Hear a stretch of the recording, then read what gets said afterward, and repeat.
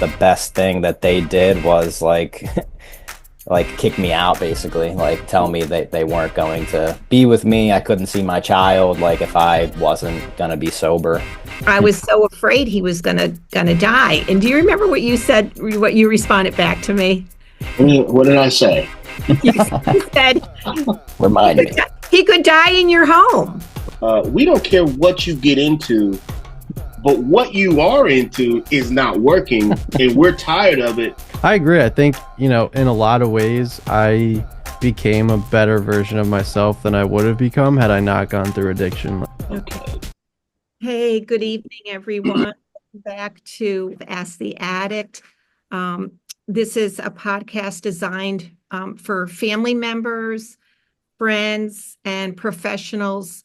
Actually, anyone who's seeking to support someone who's struggling with a substance abuse challenge. We have Matt, and I'll let Matt introduce himself, Tony, and we have a special guest tonight, Joe. So I'll let you all take a moment to introduce yourselves. I'm Mace. I'm a family member of someone in long-term recovery. I've also worked in the field of mental health, behavioral health, and substance abuse for over 30 years now. And my hopes for doing this, again, is to help family members gain some new insights. Well, I'll let you guys go. Thank you, Mace. I'm Tony, and I am a person who is in recovery from alcohol and drug addiction. And I have a little bit under 5 years sober. I have a sobriety date of January 2020, January 15th of 2020. And it was a long, long journey of me getting to this point. And, I'm 42 years old now, and I started this journey when I was 20. So if you put those little bit under 5 years with that, that shows you the amount of stress, turmoil, ups, downs, and everything in between that my family went through my addiction with me. And I do this podcast, and it's one of the things that I do monthly with Mason, Matt, and Joe. It's so good to see you, man. Joe was actually besides Manny. I mean, Manny and Joe were tied with me, but they were two guys. They were two guys who I looked at and said, wow, they have a lot of characteristic traits, and they have a lot of things that I would want to be when I grow up. And I was saying this at age 38 because my addiction tore me down. It made me childlike for many years. And I do this podcast so that if there's any family members out there who are struggling with their loved ones in active addiction, whether they're newly sober, whether they are still in active addiction, and they have questions about what their loved one might be thinking or feeling, if I could give them feedback and just help one person out there somehow, some way to get through the day, to know that there is hope at the end of the tunnel, and that everything is not lost, then that's why I do what I do. And My name is Matt. I am currently a drug and alcohol counselor. I'm also an individual in recovery. I'm a recovering alcoholic. I have a sober date of March 14th, 2021. I got sober when I was 25. And I really just enjoy doing this podcast, working with families in our family program, and connecting with as many people as I can, just to kind of like bridge the gap between this almost like black hole that addiction is, right? Where it's like if you haven't experienced it firsthand and you don't know what it's like to be in active addiction, it's kind of a mystery. Like, why do we do the things that we do? Why do we act this way? It's completely nonsensical and irrational. But it's really just kind of about survival at the end of the day, I think. So I like to kind of talk about my own experiences and what I see in other people, and kind of help families understand why their loved ones are doing the things that they do. And, I've had the pleasure of working with Joe in the past, and, Joe and I still kind of do our own recovery thing to this day, which is cool. And I'm excited to bring him on and, kind of put a different spin on some of the things that we talk about. So I'll pass it over to Joe, and I'm looking forward to what he's got to say tonight. Thanks, Matt. Thanks, guys. My name's Joe. I've been 2014 was a big year for me is when I got sober. My son Chase was born and I started working in the field when I was about 6 months sober. So that was a really important year for me. So I've been in recovery for 10 years now. I've been working in the field for that long as well. I have a background in mental health counseling, um, 3 kids. And yeah, really excited to be here with you guys. I have sort of like I feel like a professional but also personal relationship with all you. So it's kind of a unique I don't know, just a unique place to be in and conversation to have, I think. So I'm looking forward to it. There's definitely some personal incentives for me just because I like talking about this stuff and I enjoy talking to all three of you, but I'm also hoping that, it helps somebody out there. I really like the sort of metaphor of thinking about like when you are recovered or have something to offer, like you have a light, right? Like you're that lit candle, and then you can help others kind of light up. And there's like you don't lose anything, right, by lighting someone else's candle. And that image always kind of sticks with me as just being profound and very true. We were kind of talking about that offline before we started. Mace was mentioning the different ways we can kind of be paid back, and a lot of people think, I want to be paid back in money, of course, and that's a part of it, but you can kind of give and receive in many different ways, right? So, yeah, thanks, Matt, for inviting me on, and I'm excited to be here and see where we go. Our podcast is about helping family members, and for Matt and Tony, their family is their parents. I'm just curious to know, like, were you married or in a relationship? And um, when you were going through uh, Yeah, your journey. your journey. Yeah, it was mostly with my parents as well. I have a brother who's a year younger than me, who's also in active addiction and sort of still figuring his stuff out. So that was a bit unique that him and I were ripping and running buddies, and that, made my parents' life even more interesting. And that's putting it lightly. When I did finally get sober, again, my son was just born, and I was in a relationship. We weren't married, but we were together and trying to make it work. So most of my years in active addiction were my parents were mostly involved, but then the last few years was in a committed relationship, and then again towards the very ends with my son coming into the picture too. So a little bit of a mix, I would say. Your significant other, were they also in recovery? They were not. Nope. They were not. No. Okay. And I'm curious to know, like, what do you feel was the most helpful thing that they did for you? My significant other. Yeah. Uh, so probably it's going to be one of those things that's hard for folks to hear, but really like the best thing that they did was like kick me out basically, like tell me that they weren't going to be with me. I couldn't see my child like if I wasn't going to be sober. And at the time, I didn't see that as at all the best thing. It certainly takes hindsight to see it that way. But if they continued to just allow me to live with them and to just do what I was doing, I would have just kept doing it. So, yeah, again, as hard as that might be to hear for some folks, I would say that was probably the most important thing they did was to put their foot down in a loving way that respected their own boundaries, and the best thing for me. Yeah. We have a lot of couples, partners, and it comes up a lot. And especially there's financial considerations, there's childcare considerations, and when you're like putting all those things through your grid of pros and cons, what should I do? Yeah, it's really hard to Yeah, put. I think I've heard you talk about this, Mace, but I've read this too and wholeheartedly agree. Like a lot of times when I've been told this, and when I've gone for couples counseling and I've offered this as advice, like people come and it's often like my wife or my significant other, like if they would only do this, or the situation's so complicated and so external on, the external things of what's going on. And like a lot of times the best advice is like work on yourself. Again, it's like nobody wants to hear that, but it's like you want your relationship to get better, like work on your own shit. It's like, damn it. But that always just, I don't know, seems like a great place to start.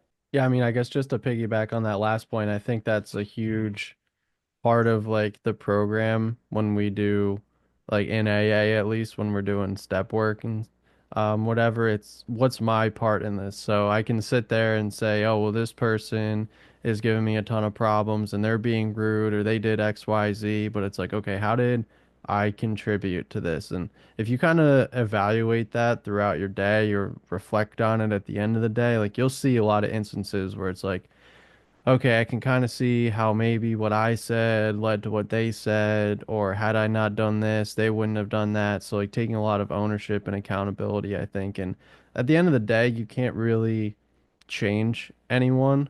I think we've talked about this before with boundaries. Like, I can establish boundaries, but they're not to enforce some sort of behavior on another person. They're to protect myself at the end of the day. So, whether that's, hey, Joe, I love you, but I'm gonna kick you out of the house, man. Like at the end of the day, I can't control if you get sober, but I can control if I'm choosing to live in that environment with you continuing to use drugs and alcohol.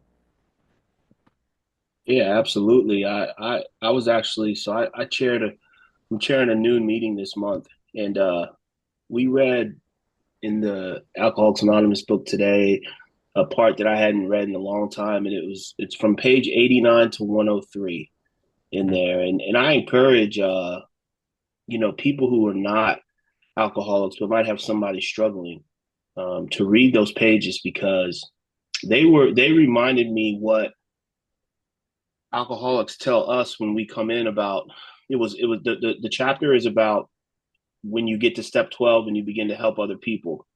And it clearly states to us that, when newcomers come in and they come through the door and they, are on the fence about whether to really stop or continue on in their active addiction, the first thing that they have to be willing to do is stop. I mean, I say it all the time. I mean, the first thing that I have to do before anything happens is I have to put it down. So if you're coming in, or if you are a loved one of somebody, even if you're not an alcoholic, and somebody who is actively using, I mean, you simply have to ask them, have you had enough pain yet, and are you done? And the book says if they say no, it simply tells you to walk away, let them experience some more pain, which is so tough because I know family members out there, and I'm sure my family went through this early on. Oh, if I don't try to go save him, or if I don't give him a roof over my head, if I don't do this or that, give them money, bail them out of this situation, they're going to die.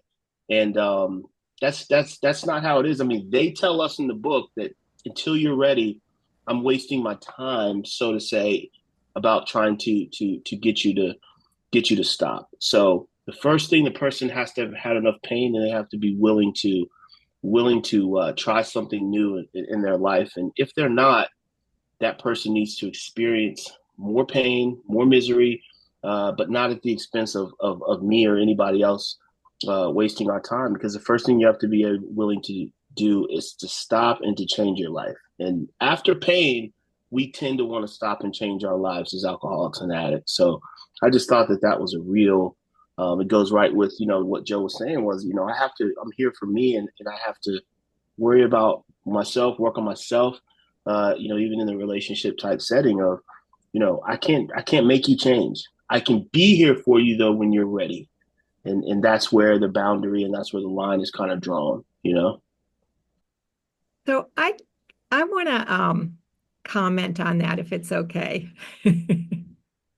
I agree with what y'all are saying about, you cannot, we can't make anybody change, and we can't fix people either. But just staying in that we can't make people change. One of the things that I talk to families about is you can't force anyone to change, but you certainly can do things to invite them to change. Create an atmosphere and an atmosphere within the relationship with them so that you are I'm going to use the word a loving mirror, and where you can reflect back to them what you see and just keep inviting them to change, not shame them, not guilt them, not scream, yell, manipulate, try to control them, but just to be there as a loving mirror, reflecting back and reminding them of who you see, who they are underneath the addiction. I remember I used to do the groups with another Joe. And he used to say, like, he used to hold up a piece of paper and he would say, this is you, this is your addiction. Like you are not the whole now this little piece hijacks all of this. But there's this person that I love, that I admire, that I believe in, that has these just beautiful qualities and worth. And then, it's all those addictive behaviors and thinking that just clouds over that. And we all, as a whole system, just lose sight of the person. And so I feel like if family members can, I'm going to go back to the self-care, really focus on taking care of themselves, focusing on themselves so that they can show up in a space where they're responding versus reacting, accepting what's happening versus being in denial, being willing to hold both the pain of being connected with someone that you're watching them self-destruct, as well as being connected to the care. You cannot separate the care and the pain that you feel for somebody as you're watching them suffer. So that was a lot, but I just like to encourage the best that they can to stay involved, stay present, but don't overfunction or function for the person. Because I think that's what we end up doing, whether it's a partner, a mom, or a dad. We end up overfunctioning. And so you don't experience the natural consequences. And then when we're yelling and screaming about, hey, you need to stop, you're like, stop. Like, what's the problem? So just finding that. But I'm curious to know your Well, thoughts. Joe, you're kind of in a unique situation, and I don't think any of us have like that intersection of a Venn diagram in where you work in the field, you're in recovery, but you also have a family member who's in active addiction. So how Yeah. hard like I remember Eddie talking about him having a daughter or kids in active addiction or recovery and saying like this is the hardest thing I've ever had to do, way harder than me getting sober and fighting my own battle. So like Yeah. how is it for you dealing with like knowing everything knowing, hey, here's what I should and shouldn't do and all the theories and whatever Yeah. interventions, but like Yeah. watching someone that you kind of like grew up with go Yeah. through that? Yeah, man. I appreciate the question. I've had I agree with what Eddie said and what you said. I've gone so far as to, I don't know why I did this to myself, but to like imagine one of my kids struggling with this and feeling that like helpless feeling, and like that'll make me tear up real quickly, just like trying to imagine what that's like. Um, so yeah, I mentioned before, but my younger brother is in and out. He's had up to 5 years sober. Is currently uh claims to be somewhat functioning, and I don't want to get into that, but there's times where I'm able to hold up this like loving mirror for him, and I feel like we have this like connection. And even though I see him like still struggling, like he reaches out to me, like he'll call me when he's like crying at a low at 2 in the morning, like, can I come crash? Can we talk? And like I'm like his person. And then like there's moments where like he says he's gonna take, he's gonna be at my son's basketball game and he doesn't show up, or like he abuses the relationship with my mother, or he sort of starts to stack these things. And the first couple, maybe I'm like, he's sick and suffering, I'm gonna pray for him. But then by like that 10th stack, like somewhere along the line, like I get angry and I'm like, I don't have it in me to hold up this loving mirror, and like I need some space.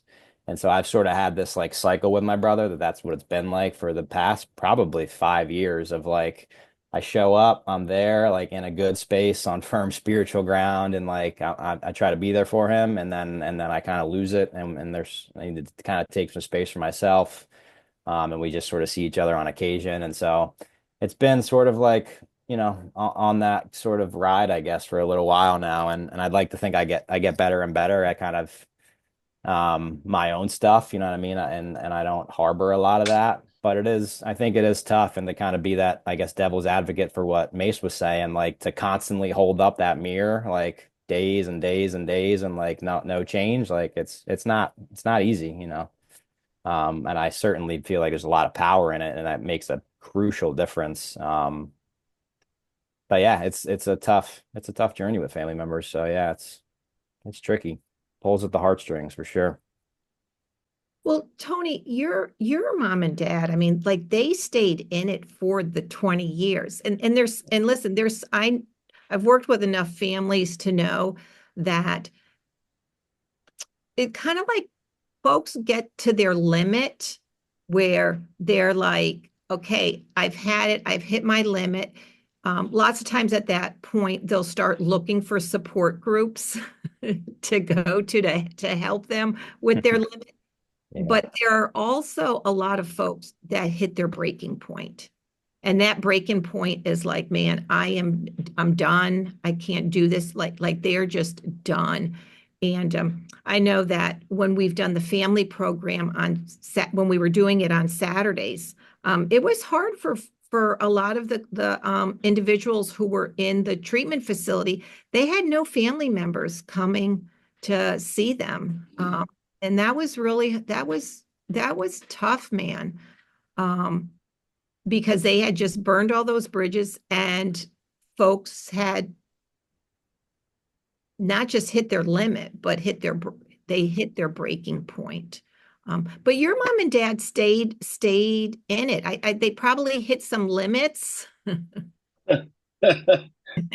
They hit a lot of limits, Mace. And listen, I'll be the first one to tell anybody, and Joe definitely knows my story, and Matt knows my story as do you. Is that those limits were crossed years ago with my family, but I think an important piece here, and I heard it when Joe was sharing about the relationship, with his brother when, as he struggles in and out. I think my parents they learned along the way how to change, how to love me as I was, you know what I mean? And then, so that was I was either sober at the time, because I would get 9 months, I would get a year, I would get 6 months here, but then I would go back out and use for another 2 years or a year. Mm. I always felt that they were there even when I was using, but the love looked different. Let me say that again. The love looked different when they knew that I was out there selling drugs, when they knew that I was out there getting high. It was more so of, we are going to protect us. You are not coming, because when you expose yourself, when you're living in that life to whether you're a drunk at the end of the bar, or whether you are a heroin or cocaine addict that is around drug dealers, prostitution, and drug motels all day, you expose your family to whatever you're doing when you go around them. So Rod and Deborah made sure that if you're in that state and you're attracting that type of element to you, you're not coming around us.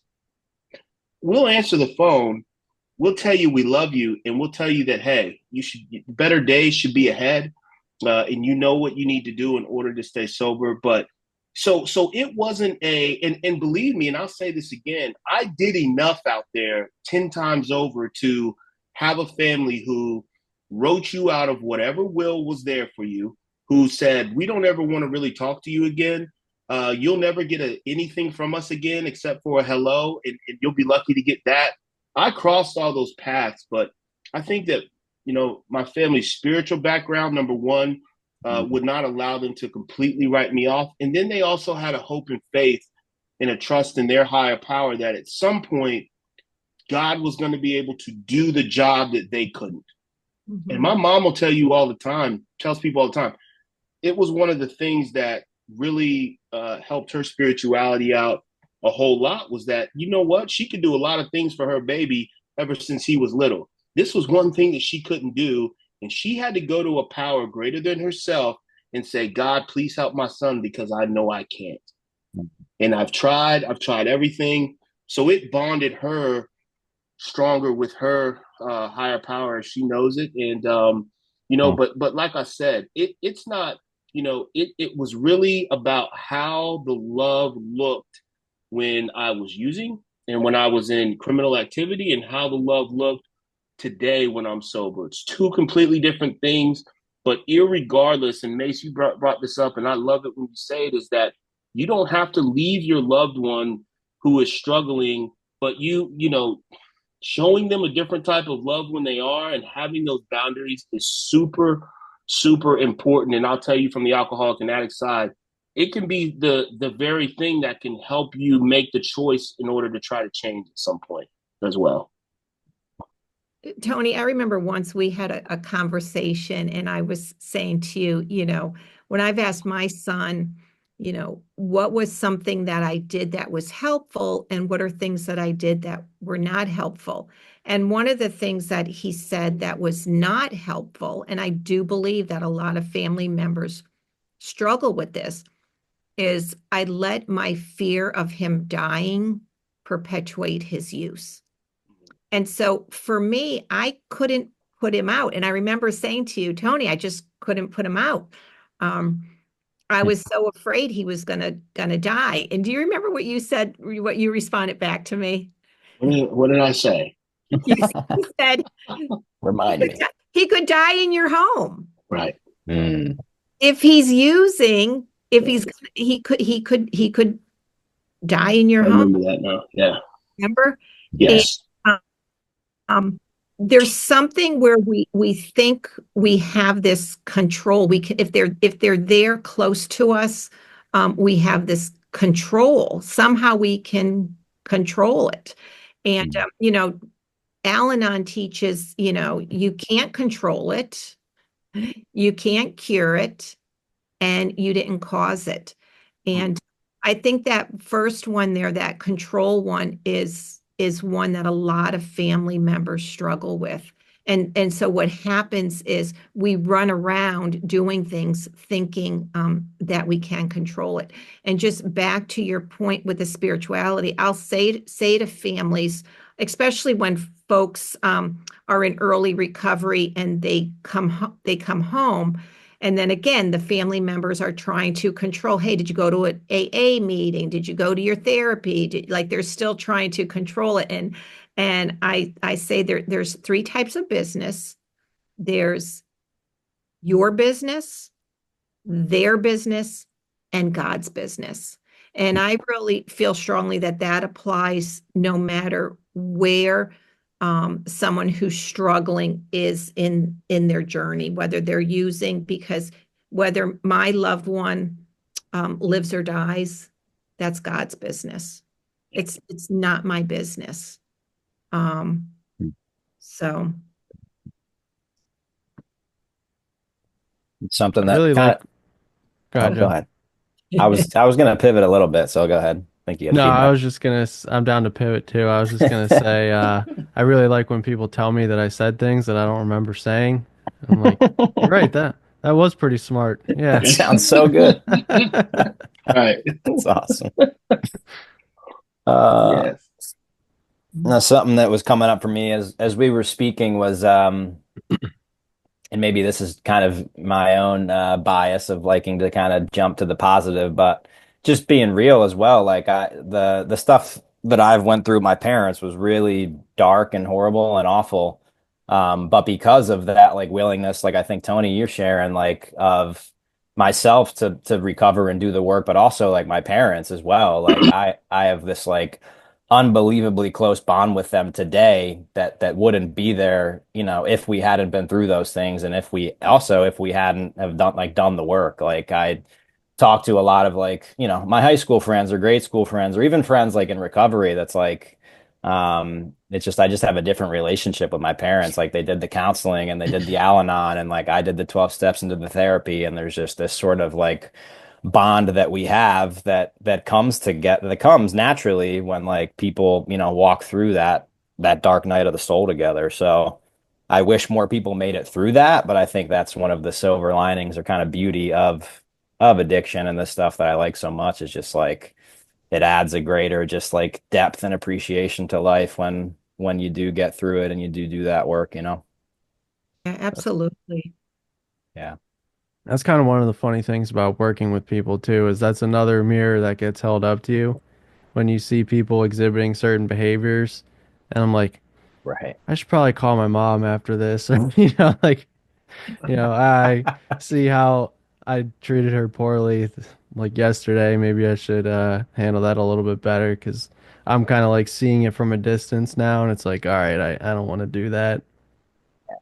But I agree. I think, in a lot of ways, I became a better version of myself than I would have become had I not gone through addiction. Like, absolutely, I took a downturn for a while and I was like the worst version of myself. But like trajectory wise, had I not gone through the experiences that I went through and came out the other side and worked on myself and done therapy and everything else that comes with that, like, I think I have a much more like empathetic view towards the world and other people than I ever had growing up. And I think the way like I try to treat people and focus, on what I can do better in situations, like none of that would have come had I just kind of been like a normal person, I would say. Yeah, I guess I'm thinking about too, like different situations in the holidays and just talking about family. Like, I know this is like can be a tough time of year. Like, um, do I invite the loved one that's struggling over that only has a month or two? Like, do we go to Aunt Debbie's where there will be alcohol, right? Or like, do we do this or that? Like, what's sort of the game plan? I think a lot of those things can be really tricky, and none of that stuff is like black and white answers. But I think like compromising and just like communicating is, really, really important. And like having that third kind of party there to help guide some of those discussions, I think is crucial as well. And uh, I think there can be kind of like varying opinions on this, but I think sometimes one of the downfalls is like relying a bit on a sponsor too much for like family therapy that's like they're not necessarily qualified for.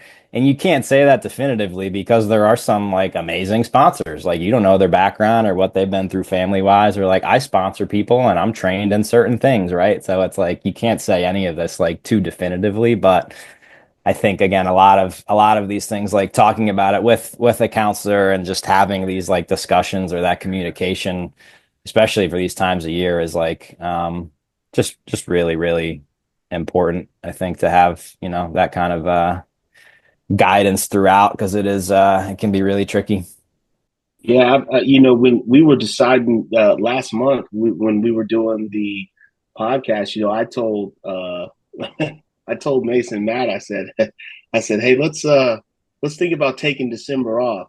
And then here's the thing: after and Matt sent me a text that was really, he said, hey Tony, the disease doesn't take any vacations, and You're when right. he That was said really smart. That was a good piece that of what wisdom. see that's another one that you forgot you said that I remembered, but but I started thinking, and I remember just being the few years that I am removed, I forget that how difficult this time of the year during the holidays is for family members who have people struggling, and for those of us who are brand new, who might just be like, I don't know how I'm going to make it through Christmas Eve, Christmas Day, New Year's Eve. I mean, big night out there. I mean, New Year's Eve, New Year's Day. Don't know how I'm going to make it through that without drinking or going back to that chemical. And so, those when those type of things are brought to me, I mean that in itself is what helps drive me as to and so since then, my point to this is, since then I've been going. It's driven me to go harder at meetings to talk to say if there are any new guys here. Uh, uh, is anybody, is this their first holiday? Because I don't ever want to feel like that again. And I feel for the person who does feel like that so much that because it is extremely difficult. It is extremely hard. But to know that your family is there for you, and to know that there are questions and educators out there who can give you some good suggestions on what to do, how to do it, when to do it, when not to do it. That's what that's what this is all about. Because the only dumb question is the one that doesn't get asked. And so there's a lot of solution out there. And I just I was just thinking of that, and I was like, that was the problem with me for 20 years is I took my recovery took off sometimes, and I would relapse. So I'm glad that I don't have to do that today. But yeah, I was just that just came to my mind. Joe, would you mind sharing a little bit your experience with your partner, wife? I'm not sure if you're are you married, or like just with your partner, like what the holidays were like through your journey with this? One of the things that comes up for me around family holidays and planning is to have a plan. I think like winging it or just like trying to figure it out on a whim is a bad idea. Right? Like kind of like Tony was saying, like we'll go there for 30 minutes or we're not going to go there, or like if I notice some signs of this, like I'm going to ask you for a breathalyzer or a drug test. Like, are you okay with that? Like having some things kind of like laid out, right, to just kind of set yourself up for success and not be winging it, I think is huge. And then I think for both parties, but also for like the loved one, um, when you're a loved one going through this, it's like being with somebody when they're going through a disease, right? So a lot of times we use cancer because people understand cancer as being like deadly and just horrible, right? People get that no matter who you're talking to. So like if you're a loved one and you have someone going through cancer, like it's going to be hard, like no matter what, like you're going to be dealing with some stuff, right? So like, what are you going to do with that stuff? And I think one of the very basics that, we learn in counseling and they teach you in AA is to like start to like express the shit that you have going inside of you, right? It's like if that continues to just build up and build up and build up, like it's not good, right, for anybody. You're not going to be able to help your loved one, and you're just also going to, right, feel sick at the same time, right? And so I think figuring out some way to express that stuff is really key and important for this particular scenario, but also just as like a general life Mhm. suggestion, right? For us to figure out how to express ourselves more. And there's so many ways to do that. I personally really like prayer and journaling, but then also like therapy and talking to my sponsor. Those are like easily my top four, right? Like anybody can, if you're in a jam, like go to the bathroom, jot some stuff down on your phone, or like shoot up a prayer. Like that's like my holy ground is like the bathroom, like sitting on the toilet. It's like the new altar, right? So it's like figuring out some way to express, right? I think is huge, and I think a lot of folks really struggle with that. We want to figure it out on our own. We want to work it out. We want to stuff it down. I don't want to reach out for help. Like I'm going to figure this out, and that doesn't usually end so well. I kind of wanted to pivot on that because this is one of the things I was interested in talking to you about. You and I think, are both very similar in like some of our interests and like the different modalities that we've explored to kind of like either keep us doing something in recovery or keep us like involved in, Yeah. like the journaling or the meditation. Like what are some of the things that you like to do? Because we talk about AA a lot on here, but I know you do like meditation retreats and you're into Dharma and you and I Yeah. like run into each other at the gym and I think that's a big thing for both of us. So like what are the things that you've kind of found that keep you, right in the head, right physically, mentally, all that stuff? Yeah. We might need a couple hours. You guys got some time. Hey.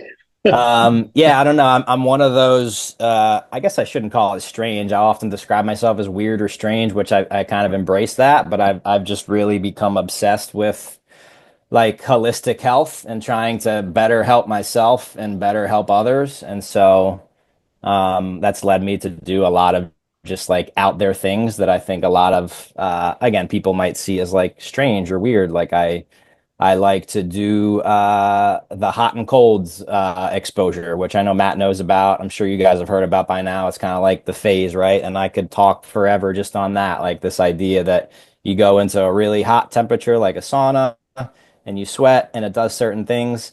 And then you get out and go and do a cold plunge, right? And you could look at the physical characteristics of that, or like the emotional and spiritual stuff. Like I get really kind of nerded out with it. Like to me, it makes sense. Like if I go into one extreme and another extreme, like I'm gonna come out balanced, like bodily, mentally, and spiritually. Like, and I just that kind of stuff really like interests me. And so I'm always I feel like exploring different things and a lot of things that I do check out. I'm like, that was weird and crazy, and like I'm never gonna do that again.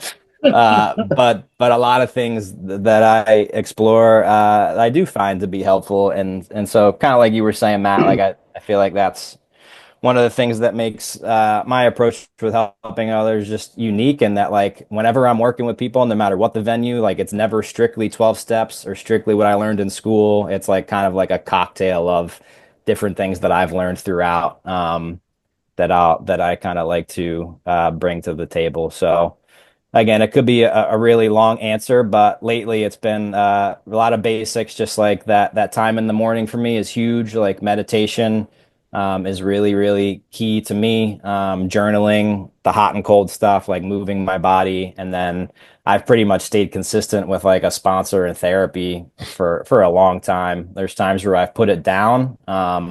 And I'm like, I'm good. And maybe I'll go without it for a little bit, but I'm always just feeling, better and like I'm making progress and evolving when I'm working, with folks that are dedicating an hour to me or whatever it might be, right? That are just kind of giving me that feedback and such. So, yeah, I do a lot of, again, a lot of different, explore a lot of different things, but, those are some of my tops right now, I would say, like the meditation, therapy, sponsor, some of those basics.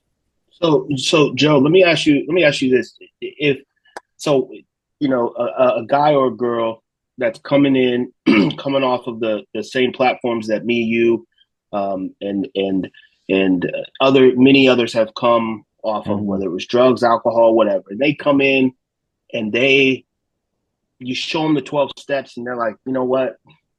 I mean, these 12 steps. I mean, I don't know what you're trying to sell me, but this is not what it's going to be. And so, but they take a liking to the Dharma or the Buddhism or self activity, whatever else is out there. Is there anything that you would say that and for sure there are people who don't do the 12 steps who have taken on Dharma or Buddhism or more self activity that have been successful to this point without doing any of the 12 steps. But is there any one thing that you would say that, you know what, at the core of whatever else you try, if it's outside of Alcoholics Anonymous, is there anything that you would suggest that they would need to do in order to be like the center of it? Or could whatever they were drawn to work for them, and that's what it could be? Like, for example, you might not do the 12 steps, but I'm going to suggest that you see a therapist every week, or you see, somebody that has relationships to treatment, and then maybe the Dharma or Buddha or Buddhism can work. Is there anything that you would say to them that has to be the core, or is that completely up to the individual and the person? Yeah. It's a good question, man. And I will admit that I have like a little bit of bias with this answer probably because the first thing that I really dove into was the 12 steps, like I'm sure you guys hear. So that was like sort of the thing that really like radically changed my life. So it's always tough for me, and I'm sure it probably is for you, Tony, when like I'm like, you can do it in these other ways. Like there are other options because I have that little thought in the back of my head that says, well, you really got sober through this particular path. You know what I mean? So Right. I'd be lying if that wasn't there. So I can really share as my experience and that like I got sober through this way and then I continued to evolve through these other ways. But of course, like I don't like I'll never say like don't try therapy or don't try Dharma. Like if they're willing to do something, I think that's huge. But I really do think, and I feel like you three, and especially probably Tony and Matt, are similar. Like if I'm able to explain a 12-step program in the simple way that it's meant to be explained, like I'm just one of those folks that feels like it can be applied and work for anybody. So like if you're telling me that it can't work for you, like that's kind of where I'm starting with the discussion, right? Like why not? Like let me explain this and break it down in a way that like it should be able to. And if Right. not, there's probably something going on where there's just like a lack of willingness or there's some barrier and maybe we can get to the bottom of that together. And so I've rarely seen like a good reason for why, that can't work. But again, with that being said, like you said, like I'm a big proponent of therapy and of Dharma as well, and other programs like Smart or like Celebrate Recovery or the different options out there. So I'll encourage and inform them about all of that. But again, I feel like really the common thread is like, are you willing to kind of do it wholeheartedly or not, Right. Yeah. I definitely agree with that. I think everyone needs something. Yeah. What that is up for them to decide. But I kind of believe that, I like AA. I've been through AA, but I don't unilaterally subscribe to AA in the way that some people do. Like I also believe that almost everyone could take some aspects of the 12 steps and apply them to their life and they'd be a better person and have better relationships with people. Hmm. Um, but not everything about the way the program works is just like me, what I've found. But I do like parts of it, and then I take parts from Dharma that I've learned and meditation and Buddhism and whatever other disciplines I can find. And that's just like how I am as a person. I like to study different schools of thought. Like if I'm learning piano, I don't want to just learn from one guy. I want to learn from three guys because I think they all have something different to kind of learn, to teach. Yeah. Yeah. But what you don't get to say, in my opinion, is that something doesn't work when you haven't tried it. Um, and it's Right. when you're working with someone or you have a loved one, and it's like, okay, well, why don't you have a sponsor? Why aren't you going to meetings? Why aren't you working the steps? Like, I don't like AA. It's like, and you know that because how? Like, you've never been to a meeting, you've never worked with a sponsor, you don't know how it goes. So, like, whatever your Yeah. prejudgments are, like, that's not really, to me, that doesn't scream I'm super motivated to get sober and stay sober when you're not willing to go to whatever lengths you can to get to it. It's like now you can go through it and then kind of ultimately decide if that's something that resonated with you or you want to stick with. But, you know, if you're not even going to give it a try, I don't really believe that you're super serious about your recovery at this point in time. And I something, Joe, you said it really quick, but this one's going to stick with me for quite some time. And I can relate because I know for a fact the misery and pain that I put my family through and some friends that I had. Listen, Tony, we don't care what you, whether it's 12 steps, celebrate recovery, Jesus in the church. We don't care what you get into, but what you are into is not working, and we're tired of it. And you better be serious. And you said whatever it is, you've got to go into it wholeheartedly. Mhm. And I think that is a big, that's huge for family members. Hearing that from a loved one, not to say because it can, and I think because the 12 steps work for me and Alcoholics Anonymous work for me, I get caught up sometimes in, hey, this is what it is. I mean, there ain't no other way. There are other ways, and they work for other people.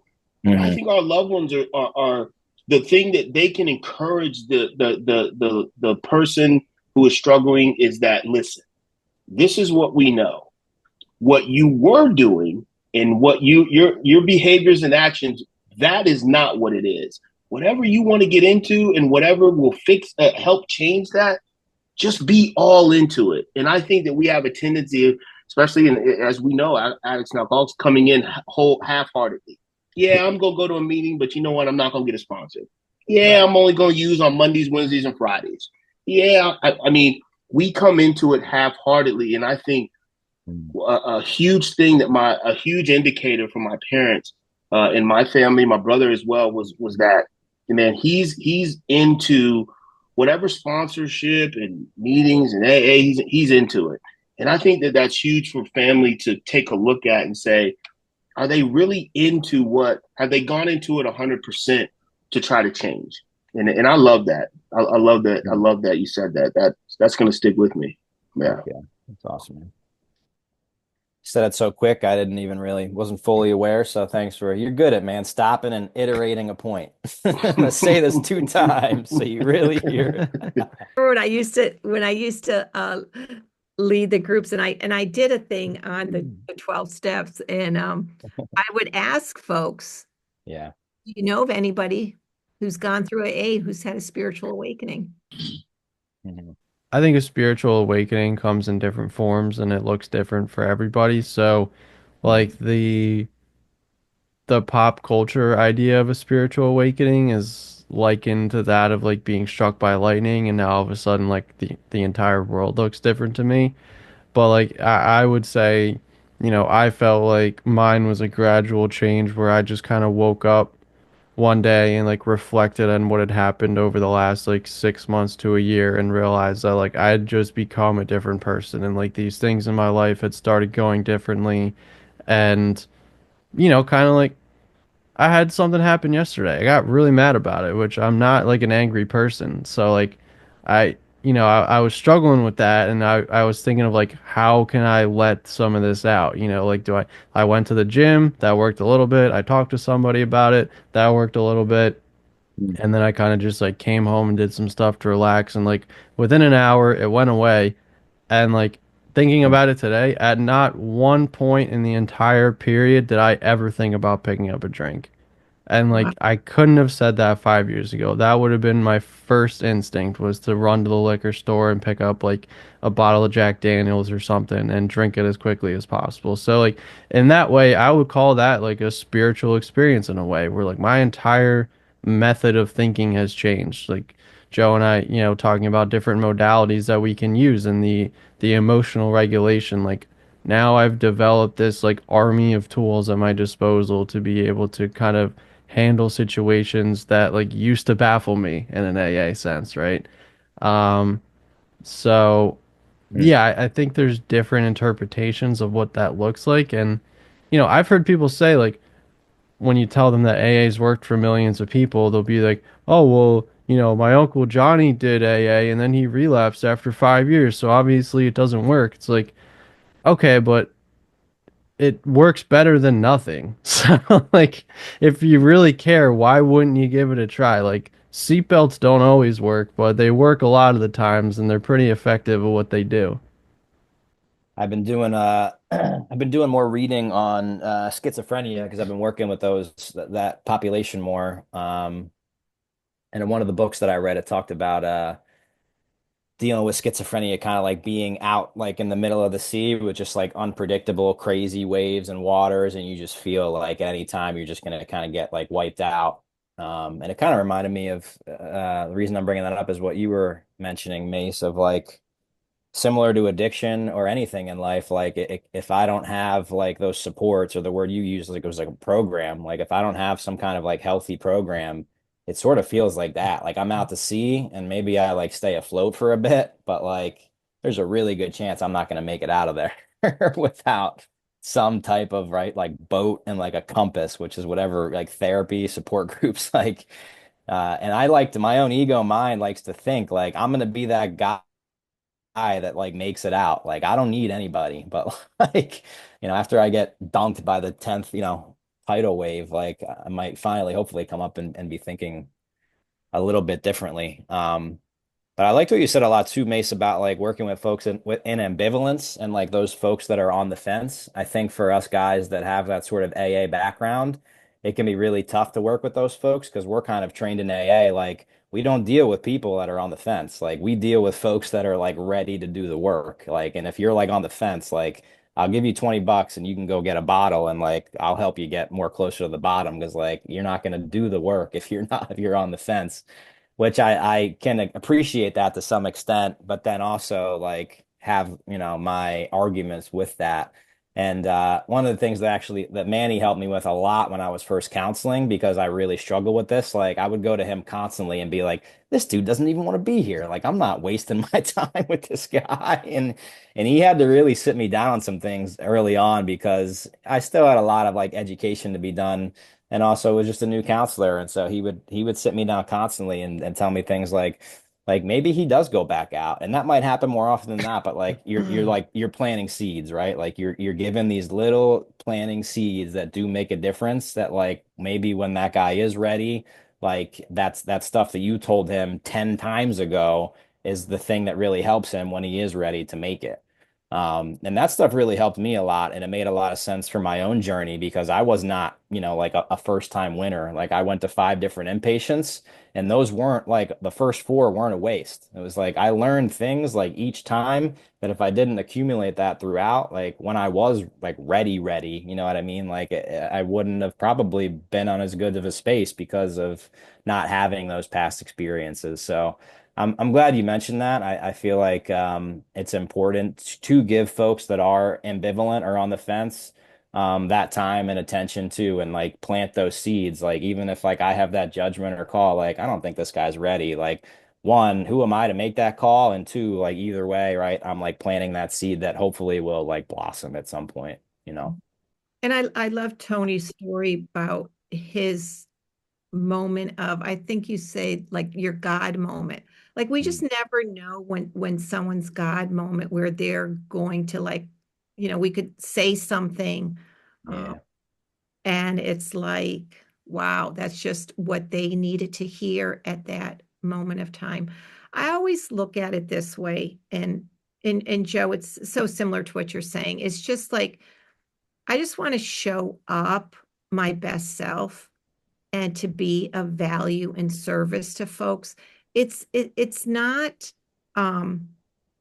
if it doesn't, again, we can't fix or change people, but if I can contribute in some way to their well-being, to their feeling seen, and not feeling so alone, then I'm gonna give what I have to give at that in that moment. And it's a gift, um, Mm. gift of service to them. And that's it. I'm not expecting anything in return. So I think this is a good spot for us to wrap up. Um, Mm. so how about if we all just kind of, just um, you know, couple of final words, everybody just go and um, just how do you want to close out tonight? Yeah, I think this was a great session. Joe, it was really good seeing you, man. Again, it's been a little bit, but Yeah. Yeah. you know, and I think makes to a question that you asked about the spiritual awakening. The spiritual awakening is as I think is as simple as something that you mentioned at the very beginning of the podcast, and that before we started airing, I think we were talking about when I give, I get so much back in return. Yeah. I came from the school of life that when if I have $1 in my pocket and I give you that dollar, then I have nothing. I have no dollar in my pocket. And so what my true spiritual awakening, and what recovery and has taught me so much is that when I help other people, I feel number one so much better about me, and I get things in return that I never could have imagined. And to the common man, which I was a common man when I came in, and I still am a work in progress, but the more that I help other people and the more that I give, the better my life is. And to me, I'm telling you, I'm the person that made 0 sense to. You Mm. mean to tell me if I give this much, I'm going to feel this much better? I said, no, I don't believe you. I think you're lying. And the spiritual awakening for me was proving that is true.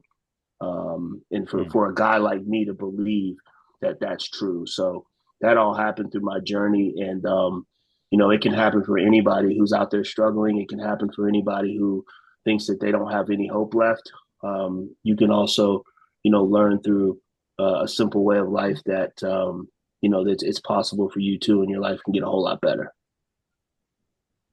Yeah, I kind of like what Joe threw out there earlier, where he just said the word balance. I think anything that you can do to add balance to your life um, is really important to find, and whether that's through AA, through other modalities like recovery dharma or smart recovery, or individual therapy, or you know, going to the soup kitchen and giving back to the homeless people, like whatever you can do to kind of feel like you're on a good plane spiritually, morally, good standing in life, and how do I like put my head on the pillow and feel good about who I am today as a person. Um, I think that's really important to find because when we feel like we're kind of running on fumes or we're off kilter a little bit, like that momentum to one side or the other kind of keeps going until we correct it. And if it goes too far, that's when we, I think, kind of start making poorer and poorer decisions in life, and that can quickly spiral out of control. Um, yeah, what came up for me when we had closing thoughts there was it's probably one of my favorite quotes that I don't have down exactly, but it's Albert Einstein quote, and it goes something like, "You can't solve a problem at the same level of consciousness that created it." And I'll pull a Tony two time. You can't solve a problem at the same level of consciousness that created it. And I love that quote so much. It's probably obvious to you guys. And I think it goes really deep, but it's this idea that a lot of folks decide can make the decision that they want to change, or maybe they want some help, and that can look a lot of different ways, but there's still that part of them that is stuck in like, I'm gonna do it my way, right? And so I'm trying to solve this problem that I'm saying I want to address, but I'm trying to solve it at the same level of consciousness that created the problem in the first place. It makes no sense, right? But it's like so easy to get stuck in that, and I've done it time and time again. And so it's like, okay, then how do I get to a different level of consciousness, right? And we just talked about all kinds of different ways to do that. But it can be as simple as like, I'm going to pick up the phone and call Mace, Tony, or Matt, and that's going to get me to a different state of consciousness and different perspectives and a different space, right? And so, again, I love that quote so much, and I just think there's a lot of like deep wisdom in that. It's like if I'm frustrated or off or can't solve a problem, like let me try to get to a different state of being, right? And one of the various ways to do that. So yeah, that'll be my wrap up thought. All right. Well, Thank you guys. no, thank Thank you, you. Joe, for Sure. being here tonight with us and for all of your insights and words of wisdom. We really appreciate you. Um, Tony and Matt, you guys too, just so appreciate you willing to do this. I'm going to close with one of my favorite quotes. I've said it before, but I'm going to say it again. Um, One day you will tell your story of how you overcame what you went through, and it will be someone else's survival guide. Hmm. So that's a Brene Brown quote. I love Brene Brown. And I feel like that's what we're doing here. The three of you have really overcome, and I've overcome too. It's not easy being a family member of someone struggling with this, and, you know, we overcame. And hopefully what we share tonight can help somebody um, who's struggling, um, even if there's just one thing to pull from what was shared, um, then Yeah. this time was worth it. Agreed. Yeah, just by the chance whoever does watch this, just kind of piggybacking off of what Mace said, like, I don't know where this will be or how you'll view this, but feel free to like find us or find me. Like I'm pretty responsive on social media and places like, and I'll either respond or point you in the right direction. So, and I'm sure I'm probably speaking hopefully for for anybody in here, Yes, but Yes, uh absolutely. absolutely. yeah, Thanks, yeah. thanks, Joe. We do offer a free family support group for family members on Wednesday nights. And I think Matt puts the Zoom link in the comments. We also have a free family support group for folks who are trying to support someone with a mental health disorder. And sometimes folks have co-occurring mental health and substance abuse, so you could jump in either one of those spaces. So yes, reach out. We're here for you.